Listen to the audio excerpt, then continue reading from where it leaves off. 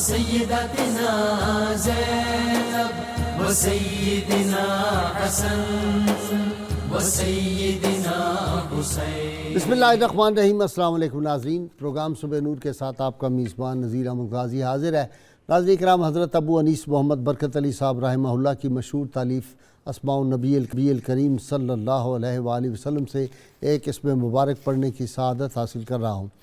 سیدنا المبوّع صلی اللہ علیہ وآلہ وسلم، ہمارے سردار، فوج کو ترتیب دینے والے، درود و سلام بھیجے اللہ آپ صلی اللہ علیہ وسلم، آپ کی آل پاک اور آپ کے صحابہ کرام پر۔ حضرت سہل بن سعد رضی اللہ تعالیٰ عنہ سے ہے کہ حضور اکرم صلی اللہ علیہ وسلم نے غزوہ خیبر کے دن ارشاد فرمایا، میں کل ایسے شخص کو قیادت کا پرچم تھماؤں گا جس کے ہاتھ پر اللہ تعالیٰ فتح اور کامرانی عطا فرمائے گا۔ لشکر کے تمام افراد نے پوری رات اسی آرزو میں بسر کی کہ یہ سعادت اسی کو نصیب ہو جائے۔ جب صبح ہوئی تو تمام صحابہ کرام یہی آرزو لے کر حضور نبی کریم صلی اللہ علیہ وسلم کی بارگاہ اقدس میں حاضر ہوئے تو آپ صلی اللہ علیہ وسلم نے پورے لشکر پر نظر ڈالی اور دریافت فرمایا، علی بن ابی طالب رضی اللہ تعالیٰ عنہ کہاں ہیں؟ صحابہ کرام رضوان اللہ علیہم اجمعین نے عرض کیا، وہ تو آشوب چشم میں مبتلا ہے۔ آپ صلی اللہ علیہ وسلم نے حضرت علی رضی اللہ تعالیٰ عنہ کو پاس بلا کر اپنا لعاب دہن مبارک ان کی آنکھوں پر لگایا، جس سے سیدنا علی المرتضیٰ شیر خدا کی آنکھیں ٹھیک ہو گئیں۔ پھر آپ صلی اللہ علیہ وآلہ وسلم نے ان کو پرچم قیادت تھما دیا اور دعائے خیر بھی فرمائی۔ یوں سیدنا علی المرتضیٰ کرم اللہ وجہ الکریم کی قیادت میں خیبر فتح ہوا۔ ناظرین کرام، اکثر اوقات ہم جب اولیاء کرام کا ذکر پاک کرتے ہیں تو ہم آپ کی خدمت میں عرض کرتے ہیں کہ فلاں ولی کامل جو تھے وہ وہابی ولی تھے، اور آج میں ایک نئی ٹرم سوچتا رہا کہ ہمارے ہاں کچھ جرنیل جو تھے وہ وہابی جرنیل بھی تھے، وہابی سپہ سالار بھی ہوئے، جن میں سے آج جس سپہ سالار کا ہم ذکر کرنے جا رہے ہیں یہ یقیناً وہابی سپہ سالار تھا۔ اور اس کا ثبوت یہ ہے کہ سیدنا عمر رضی اللہ تعالیٰ عنہ نے خالد بن ولید رضی اللہ تعالیٰ عنہ کے بارے میں فرمایا تھا ایک مرتبہ کہ اب ماؤں کے لیے مشکل ہوگا خالد جیسے بیٹے پیدا کرنا، جس سے پتہ یہ چلتا ہے کہ ماؤں کے پیٹوں سے بھی بعض لوگوں کو اللہ تعالیٰ وہ جو جرت، ہمت، شجاعت کا پیکر بنا کے بھیجتا ہے۔ آج ایک ایسے ہی ہم سپہ سالار کا ذکر کریں گے، نوجوان ہے، اور ناظرین کرام ہماری قیادت روشن قیادت ہے۔ ایسے نہیں اقبال چیخ چیخ کا کہتے تھے کہ کبھی اے نوجوان مسلم تدبر بھی کیا تو نے، وہ کیا گردوں تھا تو جس کا ہے ایک ٹوٹا ہوا تارا، اور تجھے اس قوم نے پالا ہے آغوش محبت میں، کچل ڈالا تھا جس نے پاؤں میں تاج سر دارا۔ تو آج وہ جو نوجوان ہمارے جو تھے یہ اسی طرح کے تھے۔ سندھ میں ہمارا 17 سالہ یا 18 سالہ محمد بن قاسم کیسا سپہ سالار آتا ہے اور سندھ کو کس طرح فتح کرتا ہے۔ اور آج میں ایک خاص بات یہاں پہ عرض کروں، یہ سندھ کو فتح کرتا ہے اسی دور میں اسپین میں ہمارا طارق بن زیاد جاتا ہے اور جا کے وہ نعرہ لگاتا ہے، ہر ملک ماست کے ملک خدائے ماست، اور یہاں پہ محمد بن قاسم آتا ہے۔ اور فتح کے بعد ایک خاص بات یہ اہل سندھ کے لیے، صوبہ سندھ کے لوگوں کے لیے میں عرض کر رہا ہوں، جن لوگوں نے یہ طوفان مچایا ہوا تھا کہ لوگ زبردستی مسلمان ہوتے ہیں۔ راجہ طاہر مارا گیا، اس کو شکست ہوئی، بہت ذلیل و خوار ہوا، باوجود اس کے کہ راجہ طاہر کے پاس اس وقت کتنی فوج کی تعداد تھی اس کا آپ اندازہ نہیں کر سکتے کہ کتنے زیادہ اس کے پاس اس وقت لوگ تھے تعداد میں، اور محمد بن قاسم کے مقابلے میں اس کے پاس تو اس وقت کوئی 10,000 تو صرف زرہ پوش تھے اور 30,000 کی اس کے پاس فوج تھی، 100 ہاتھی تھے۔ اس کے باوجود ذلت آمیز شکست سے دوچار ہو گیا۔ لوگوں نے دھڑا دھڑ اخلاق دے کے محمد بن قاسم کا اور مسلمان جو فوجی تھے ان کا اخلاق، حسن اخلاق دے کر وہ دھڑا دھڑ مسلمان ہونے شروع ہو گئے۔ تو محمد بن قاسم نے اعلان کرایا کہ ہماری طرف سے کوئی زبردستی نہیں، جو آدمی اپنے دل سے اسلام قبول کرنا چاہتا ہے وہ کرے، ورنہ نہ ان کے کسی معبد خانے کو چھیڑا گیا بلکہ ان کے جو پروہت تھے ان کو اسی طرح اجازت دی، اپنے مذہب کی پوری آزادی ان کو تھی، بلکہ ان کے معبد خانوں کی تعمیر کے لیے محمد بن قاسم نے ان کو رقم مہیا کی۔ تو ناظرین کرام یہ اسلام کا جو ہے ایک حسن اخلاق اور یہ انداز ہے. اور میں پھر آج شروع ہی کرتا ہوں جی عبداللہ حمید گل سے. عبداللہ آپ مجھے سن پا رہے ہیں نا؟ السلام علیکم. بسم اللہ الرحمن الرحیم. مجھے آواز آ رہی ہے. عبداللہ محمد بن قاسم تھا ہمارے پاس، خالد بن ولید تھا، اور صلاح الدین ایوبی تھے، اور سلطان محمود غزنوی، تو عقبہ بن نافع. تو بڑے فخر سے کہا کرتے تھے جل صاحب کہ جس قوم کے پاس سعد بن ابی وقاص ہو، جن کے پاس یہ سارے جرنیل ہوں، ان کو کیا ضرورت وہ کسی رہنمائی کریں.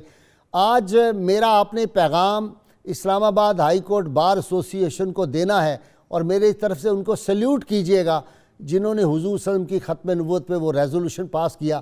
لیکن الحمدللہ ان کو چاہیے آرٹیکل 260 جو ہے کانسٹیٹیوشن کا، اس کو پڑھ لیں، مسلمان کی تعریف پڑھ لیں، صدر پاکستان کا حلف پڑھ لیں، وزیر اعظم پاکستان کا حلف پڑھ لیں، گورنروں کے حلف پڑھ لیں، اور اس کے بعد ان کی جو بیماری اور تکلیف ہے اس میں کافی افاقہ ہو جائے گا.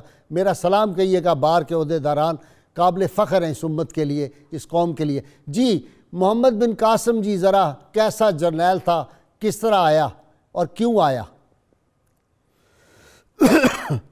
بسم اللہ الرحمن الرحیم. غازی صاحب بہت شکریہ آپ کا.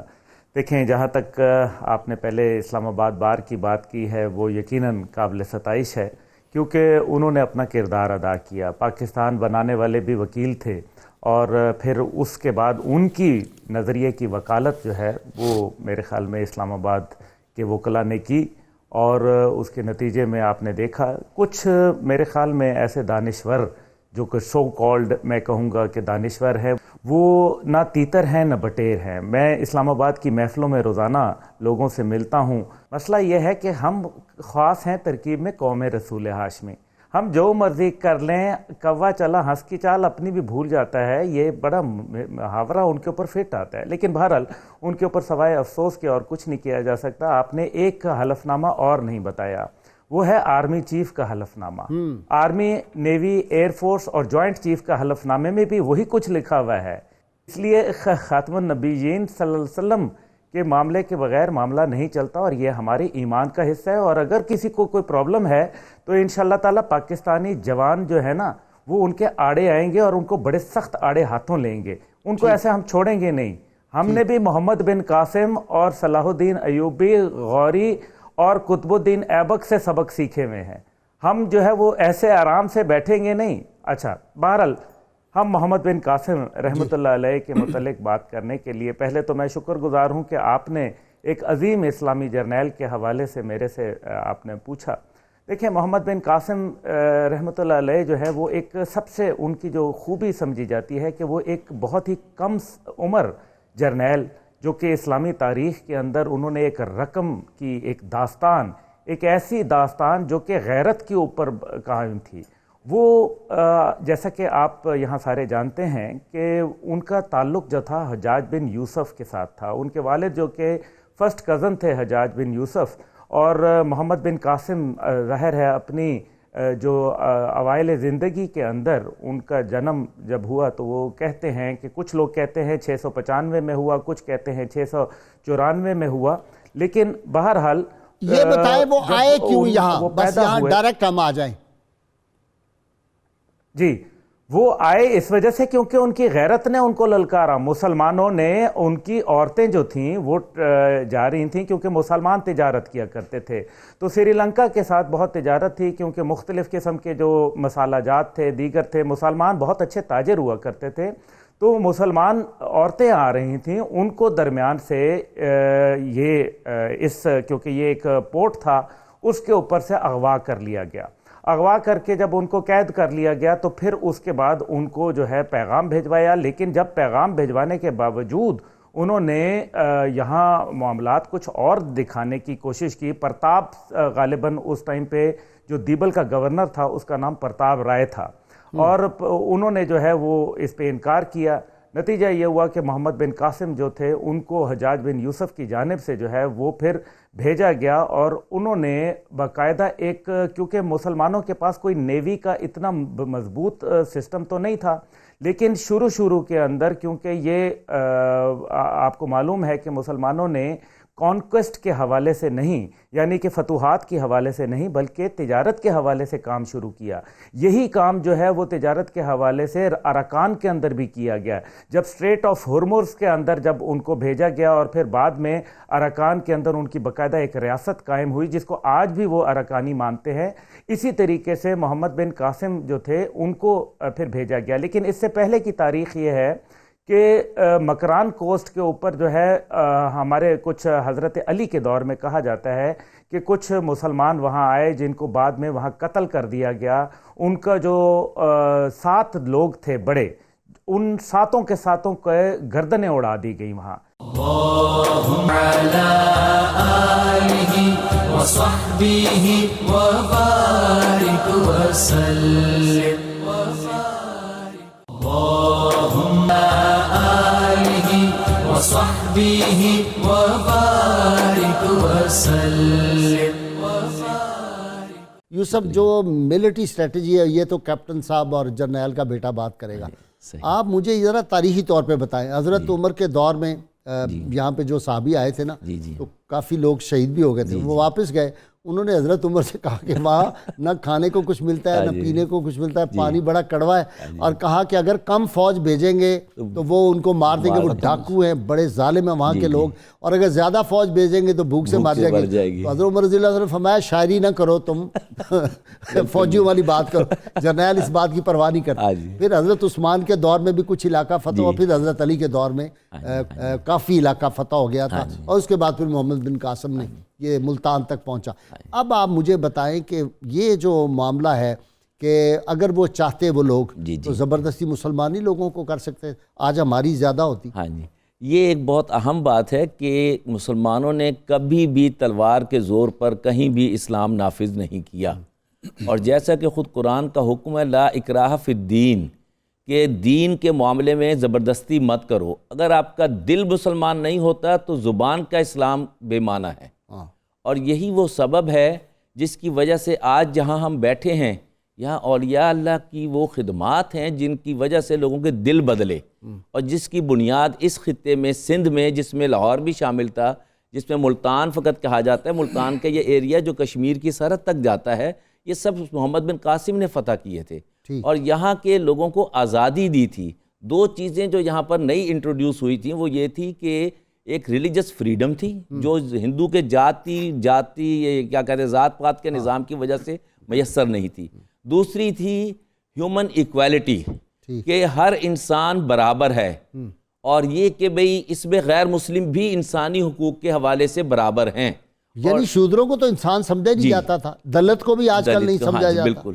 یہاں البتہ ایک دلچسپ بات جو ہے، ایک ہندو رائٹر ہیں سوامی دھرما تیرتھ جی مہاراج، انہوں نے ایک کتاب لکھی the means of Hindu imperialism, اس میں لکھا کہ مسلمان جب یہاں آئے تو وہ حضرت بلال رضی اللہ عنہ کی روح لے کر آئے۔ واہ واہ واہ واہ واہ واہ واہ واہ، اور سبحان اسے وہ اللہ۔ بلال روح بلالی کہتے ہیں۔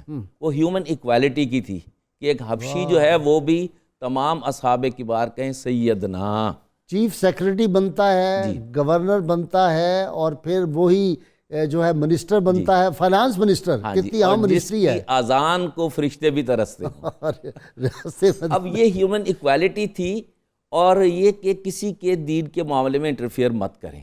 جب محمد بن قاسم آئے، یہ کوسٹل ہائی وے جو ہے آج کل، وہاں پہ بھی ایک پہاڑی کی چوٹی پر چند قبریں موجود ہیں جو وہاں پہ ہمارے کچھ ان کے فوجی شہید ہوئے۔ ہاں جی سر، صحابہ کی بھی قبریں ہیں وہاں پہ، جی پھر ان کے فوجیوں کی بھی ہے۔ میں نے پرسوں دیکھی بھی ہے۔ یہ ثوابی جو ہے یہ اصل میں صحابہ یہاں دفن ہے، یہ صحابی کو بدل کے یہ ثوابی بنا ہوا ہے۔ جی بالکل۔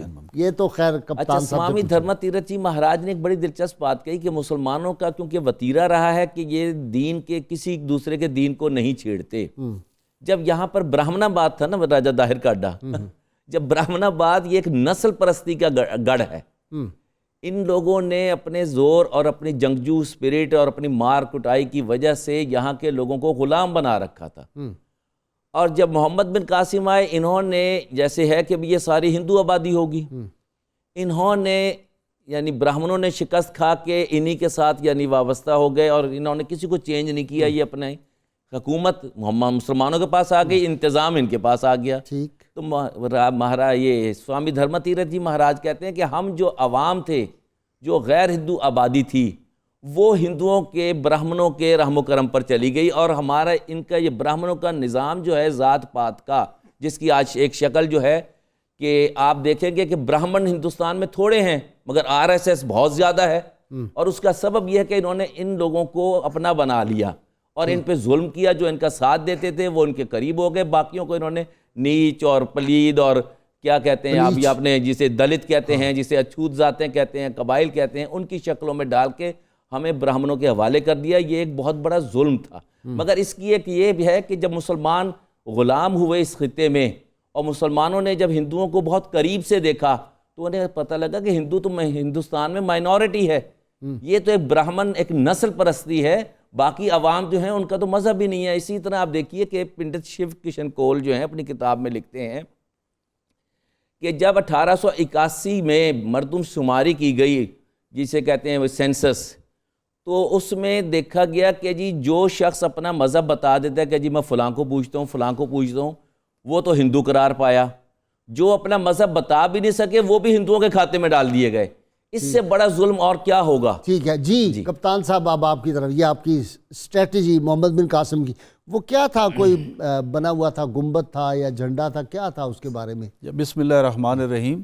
جو دیبل کا جو قلعہ سب سے پہلے فتح ہوا، وہ راجہ داہر نے سمندر کے کنارے کے قریب ایک مضبوط فوجی قلعہ تعمیر کیا ہوا تھا۔ اچھا۔ اور راجہ داہر اور اس کے جو گماشتے تھے، یہ جو سمندری جو ٹریفک تھی اس کے لیے اس کے اوپر بحری قزاق جو تھے ان کے اپنے اپوائنٹڈ، ان کی سرپرستی یہ کیا کرتے تھے، سرکاری ڈاکو۔ کیونکہ یہ جو علاقہ ہے یہ اس وقت اس کے اوپر زمینی جو ہے جو موومنٹ ہے وہ ممکن نہیں تھی، اور چھوٹی کشتیاں ہوتی تھیں سمندر کے ساحل کے ساتھ ساتھ چلا کرتی تھیں۔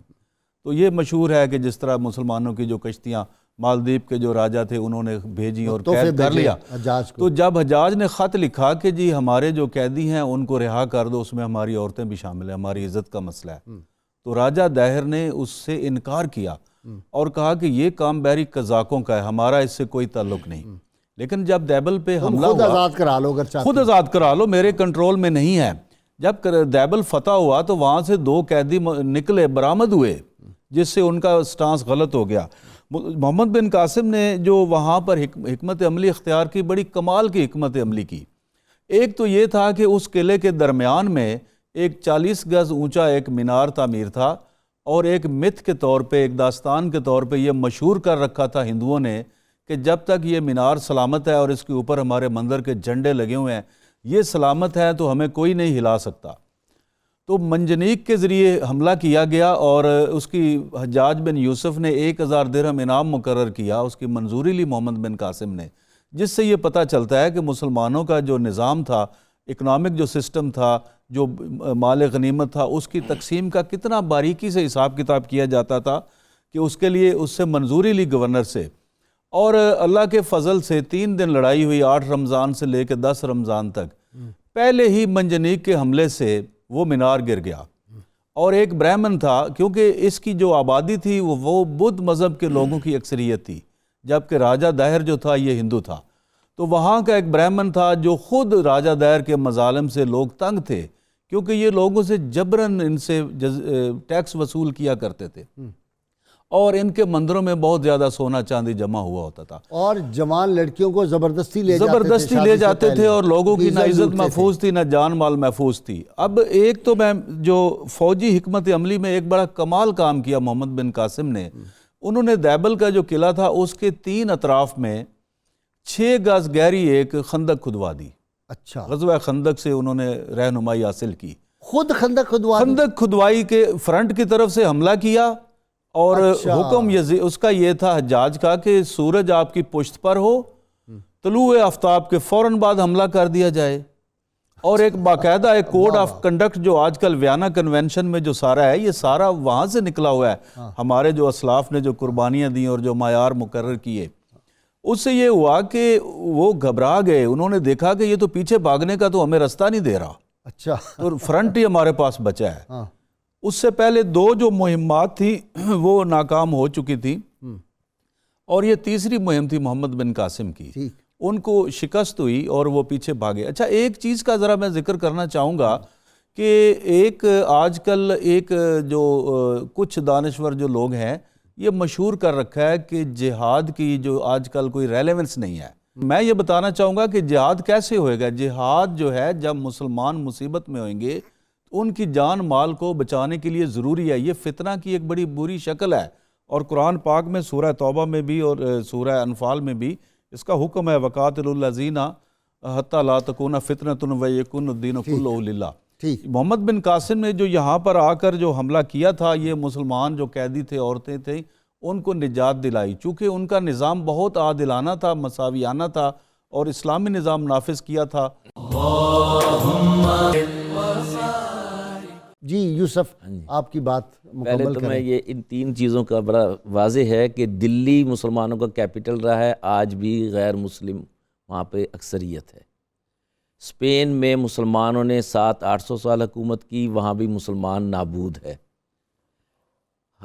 آدھا ایسٹرن یورپ خلفائے عثمانی کے پاس تھا، وہاں کی قدیم ترین گرجا گھر موجود ہیں، اور ایک بوسنیا برداشت نہیں ہوا۔ بہت اچھا۔ یہ وہ اسپرٹ ہے کہ مسلمان کو حکم نہیں ہے کہ بلا وجہ کسی پہ ہاتھ اٹھائے۔ محمد بن قاسم یہاں تشریف جب لائے تھے تو دو چیزیں بڑی واضح تھیں، اور قرآن کی اس آیت کا یعنی تفسیر ہے، وَمَا لَكُمْ لَا تُقَاتِلُونَ فِي سَبِيلِ اللَّهِ وَالْمُسْتَضْعَفِينَ مِنَ الرِّجَالِ وَالنِّسَاءِ وَالْوِلْدَانِ الَّذِينَ يَقُولُونَ، کہ اے اس بستی کے لوگ تمہیں پکار رہے ہیں جن پہ ظلم کیا جا رہا ہے۔ اب کیا تھا؟ وہ غیرت تھی جس نے محمد بن قاسم کو یہاں لے کر آئی۔ مسلمان حکمران اس وقت تک مسلمان یعنی صحیح معنوں میں مسلمان نہیں ہے جب تک کہ وہ قرآن کی ہر آیت پہ عمل نہ کرے۔ ٹھیک۔ اب وہ عورتیں تھیں، مجبور تھیں، جن کو یعنی لوٹا گیا، جن کو قیدی کیا گیا، ایک لڑکی نہیں پکارا تھا، اور حجاج نے 2 ایکسپیڈیشنز پہلے بھیجی، پھر تیسری ایکسپیڈیشن بھیجی، اور اس خطے کو جب فتح کر لیا گیا تو عوام میں سے کسی پر تلوار نہیں چلائی گئی، عوام کو امان دی گئی، ان کی جائیداد کو، ان کے گھر بار کو۔ یہ وہ پہلو ہے جو آج تک لا تثریب علیکم اليوم، جی، اور وہ اتنی خوشحالی آ گئی تھی وہاں پہ جس کا حساب نہیں۔ یعنی جو فتح مکہ کا جو جملہ ہے نا کہ آج کسی پر ظلم نہیں، آج کسی پر انتقام نہیں، اور یہ وہ سبب ہے کہ آپ دیکھیے کہ 3 راستے ہیں ہندوستان پہ آنے کے، اور مسلمانوں نے تینوں راستے اپنائے ہیں۔ ایک تھا یہ دکن کا، دوسرا یہ سندھ کا، تیسرا سینٹرل ایشیا کا۔ اور سینٹرل ایشیا کا بھی اگر آپ دیکھیں 712 کا ہے۔ آپ نے جہاں یعنی اسپین کی فتح کا ذکر کیا جب طارق بن زیاد کا، قتیبہ بن مسلم جو تھے انہوں نے سینٹرل ایشیا 712 میں فتح کیا ہے۔ یہ ایکسپیڈیشن بھی محمد بن قاسم کے پیرلل ہے۔ اور آج دیکھیے کہ یہ خطہ جو ہے، جو پاکستان کہلاتا ہے، افغانستان کہلاتا ہے، سینٹرل ایشیا کہلاتا ہے، یہاں کے لوگ وقت گزرا مگر مسلم میجورٹی ایریا بنا جو پاکستان کے قیام کا سبب بنا۔ اور یہی وہ سبب ہے کہ جب یہاں پر تحریک پاکستان کے حامی یعنی حکمران آئے، اتفاقاً وہ بھی فوجی تھے، جنہوں نے پھر یہ باب اسلام کا دن منانا کی تقریب سرکاری طور پر منعقد کی، اور آج بھی اسے سرکاری طور پر منعقد کرنا چاہیے، ورنہ یہ ہے کہ ستیزہ کار رہا ہے ازل سے تا امروز، چراغ مصطفی سے شرار بو لہبی۔ اچھا جی کپتان صاحب، علمی بڑی خدمات ہیں۔ دیکھیں نا، امام ابو داؤد جو ہے، حدیث ابو داؤد کی جو ہے صحاح میں شامل ہے، اور وہ امام جو تھے امام داؤد وہ بھی اسی علاقے کے تھے سے کہ، اور جنہوں نے بڑی خدمات کی امام اوزائی وہ بھی سندھی تھے۔ تو یہ محمد بن قاسم جو کچھ لوگوں کو یہاں چھوڑ گئے تھے، ان کی وجہ سے پھر آگے اسلام کے میں بڑی خدمات ہیں لوگوں کی، بہت زیادہ۔ ایک تو یہ جو تاثر ہے کہ جبری مسلمان والا، وہ خلیفہ المہدی نے 775 عیسوی میں مہمات ہندوستان روک دی۔ جب یہ مہمات روک دی گئیں تو پھر مسلمانوں نے اگر جبری ہندوؤں کو جبری مسلمان بنایا تھا تو وہ واپس کنورٹ کیوں نہیں ہوئے؟ ایک تو یہ بات۔ دوسری یہ بات ہے کہ محمد بن قاسم بہت نیک آدمی تھے، انہوں نے جمعہ کی نماز خود پڑھائی، اور مساجد میں جب یہ مہم چل رہی تھی، جنگ ہو رہی تھی، تو قرآن پاک پڑھا جا رہا تھا۔ اور اتنی علمی ادبی شخصیت ہے کہ انہوں نے جو یہاں کی جو مشہور کتابیں ہیں ہندوستان کی، جو مہا بھارت، سدھانت، چلنکیا، چرک وغیرہ، جو سنسکرت میں بہت سارا ہندوؤں کا اور بدھوں کا جو لٹریچر، جو مذہبی لٹریچر ہے، ان کتابوں کے تراجم کروائے، سندھی زبان میں، عربی زبان میں، لوکل زبانوں میں ترجمے کروائے، اور جو مندر وغیرہ تھے کسی مندر کو نہیں گرایا، نہیں جی نہیں، ان کا اوقاف بنا دیا، ان کا اوقاف بنا دیا، اور وہ ان کو اتنے پیسے دیے، اخراجات، اور ان کے جو تھے نا مذہبی پروہت، ان کی بڑی ہیوی تنخواہیں بھی مقرر کی۔ ملتان کو جس کو سونے کا شہر بھی کہتے تھے اور سورج مندر کہتے تھے، وہاں کا پروہت چھپ گیا، 230 من سونا اس نے چھپایا ہوا تھا۔ وہ جب باہر نکلا 1 مہینے کے بعد اور اس نے سوچا کہ یہ تو تخت و تاراج کر چکے ہوں گے، ہمارے مندر برباد ہو چکے ہوں گے، تو جب باہر آ کے اس نے دیکھا کہ پہلے سے بھی زیادہ محفوظ طریقے سے، صاف ستھرے طریقے سے ہندوؤں کو ان کی عبادت گاہیں ان کی بحال ہیں، ہر شے اور بڑے محفوظ ہیں، اور وہ جو جگہ ٹیکس لیا جاتا تھا وہ بند ہو چکا ہے۔ اس نے کہا جی یہ حکمران ہے جو ان چیزوں کے حقدار ہیں، تو انہوں نے وہ سارا سونا سرنڈر کیا، تو مسلمانوں کو تو ملا ہی نہیں تھا، جو عوام کی ویلفیئر پر خرچ کیا گیا، اور سکول وہاں پر کھولے گئے، مدرسے وہاں پر کھولے گئے، مساجد تعمیر ہوئی۔ آپ دیکھیے کہ ہندوستان میں مسلمانوں کی جو تعداد کی جو سب سے زیادہ تعداد سندھ میں ہے، مساجد سندھ میں ہے، وہاں اولیاء کے مزارات ہیں۔ اگر یہ جبراً مسلمان ہوئے تھے تو پھر واپس کیوں نہیں ہوئے؟ یہ تو اسلام کا عادلانہ اور مساویانہ نظام تھا، بالکل ان کے مذہبی نظام میں مداخلت نہیں کی۔ اچھا پھر جو تھے اس زمانے میں مدرسے قائم کیے، ہاسپٹل قائم کیے، جی میں حیران، شفا خانے قائم کیے۔ اچھا پھر یہ تھا کہ جو ہندو ان کی جاگیریں جو ہے وہ واپس نہیں ان سے لیں، اور جو برہمن تھے وہ اپنے آپ کو عالی النسب جو تھے وہ کہلاتے تھے، ان سے جزیہ بھی نہیں لیا، ان کی رسپیکٹ کی، اور جو بیوروکریسی تھی، جو وہاں کے وزیر تھے، جو گورنر تھے، ایون راجہ دیر کا جو وزیر اعظم تھا، اس کو بھی برقرار کر دیا۔ تو یہ ان لوگوں نے دیکھا کہ یہ تو عدل اور انصاف کا نظام ہے، تو بڑا والنٹری طریقے سے اور خوش دلی سے انہوں نے مسلمانوں کے ساتھ وَتَ عِزُّ منتشا وَتَ ذِلُّ منتشا، جو سمبل آف اسٹرینگتھ تھی، جو انہوں نے ایک پلر بنایا تھا، ایک مینار بنایا تھا، اس مینار کو جب کیا، کیونکہ اس سے ان کی ریلیجس ایفیلیشنز تھیں، اور جب وہ ان کا خیال تھا کہ شاید کچھ لوگوں کا یہ بھی ماننا تھا کہ اس میں خدا رہتے ہیں نعوذ باللہ، اور پتہ نہیں یہ ہمارے جب تک موجود ہے تو طاقت ہے۔ محمد بن قاسم ایک نوجوان، بالکل ایک لڑکا ہوتے ہوئے جس انداز میں اس نے اس کو ہٹ کیا، دیکھیں یہ ایک ملٹری اسٹریٹجی کا حصہ تھا، اور اس اسٹریٹجی کو جب انہوں نے نافذ العمل کیا تو ایک دم جو ان کے جتنے بھی اوثان تھے وہ خطا ہو گئے، اور جتنے بھی ان کی امیدیں تھیں اور ان کو یقین تھا کہ ہمیں یہ پروٹیکٹ کریں گے یا یہ ہمارا ایک طاقت کا سرچشمہ ہے، وہ ختم کر کے رکھ دیا۔ اب صورتحال یہ ہوئی کہ جو ابھی اس سے پہلے، کیونکہ ان کی ٹرائب کی تحقف کی جو فتوحات تھیں وہ عراق اور فارس کے اندر بھی تھی، کیونکہ اس سے پہلے محمد بن قاسم جو تھے وہ گورنر رہے فارس کے، اور ساتھ ہی انہوں نے شیراز کے بھی، جس کو کہتے ہیں کہ ریوائیول آف شیراز جو تھا، شیراز بہت مشہور شہر ہے ایران کا، اس کو بھی انہوں نے ریوائیو کیا۔ اس کے بعد محمد بن قاسم کو جو ہے وہ یہاں بھیجا گیا، تو محمد بن قاسم جو تھے علم و ادب کے اندر ایک اپنا ملکہ رکھتے تھے، اور انہوں نے وہی علم و ادب کو سامنے لاتے ہوئے وہ جو اسلامی طریقے تھے، وہ جو ایک معاشرے کے اندر سب کے لیے برابری کا سلوک تھا، لوگوں کے اوپر سایہ تھی ان کی تلوار، نہ کہ ان کے لیے ظلم تھا۔ عبداللہ وہ جو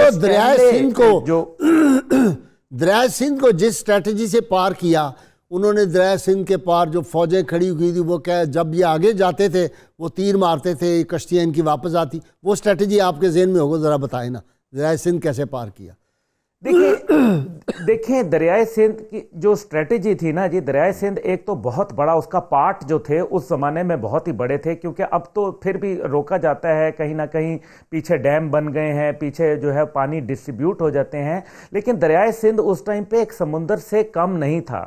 لیکن محمد بن قاسم کی جو اسٹریٹجیز تھیں، جو ان کی، یعنی کہ اس سے یہ ثابت ہوتا ہے کہ نہ صرف وہ ایک ملٹری کمانڈر کے طور پر اچھے تھے، بلکہ وہ ایک نیول کمانڈر کے طور پہ بھی اچھے تھے۔ اگر میں اس زمانے کا ان کو جوائنٹ چیف کہوں تو وہ برا نہیں ہوگا۔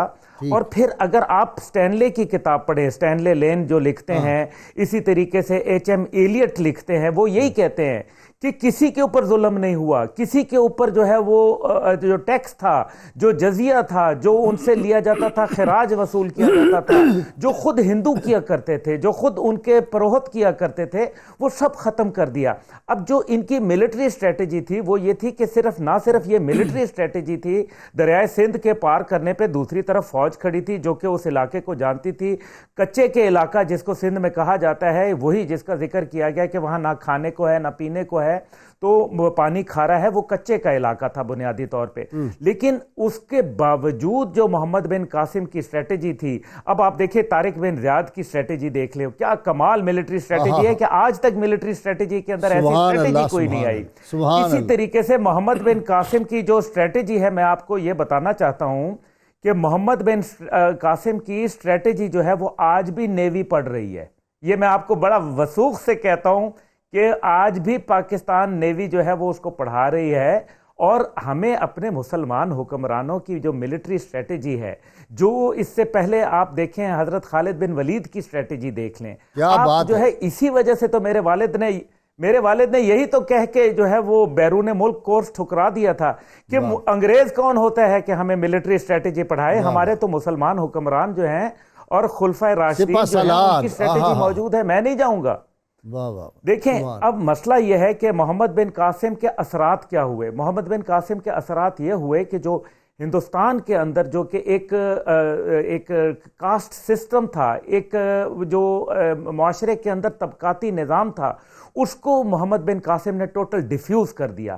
اسی وجہ سے آج بھی ہمارے افواج پاکستان کے اندر، کیا کسی نے انگریز ٹینک کا نام سنا؟ الخالد ٹینک سنتے ہیں آپ، الزرار سنتے ہیں، انزا میسائل سنتے ہیں، بتار میسائل سنتے ہیں، بابر میسائل سنتے ہیں، غوری میسائل سنتے ہیں، آپ شاہین میسائل سنتے ہیں۔ آپ کو کہاں پتہ چلتا ہے کہ آپ نے کوئی انگریزوں کا نام رکھا؟ اور پھر غازی یا شہید کی کیا بات ہوتی ہے؟ پھر ایمان تقوی جہاد فی سبیل اللہ کی کیا بات ہوتی ہے؟ ہماری فوج اپنی جبلت کے اندر اور آج اپنے عمل کے اندر وہی محمد بن قاسم ہے، وہی شیر شاہ سوری ہے، وہی جو ہے وہ سلطان محمود غزنوی ہے، اس کی سلطان محمود غزنوی ہے۔ دیکھیں غزنوی میسائل ہے ہمارے پاس، اور اس سے زیادہ اور کیا؟ دیکھیں نا، ہندوؤں کو تکلیف ہی یہی ہوتی ہے کہ وہ ہمارے غوری اور غزنوی سے تو بہت ہی ڈر جاتے ہیں بیچارے۔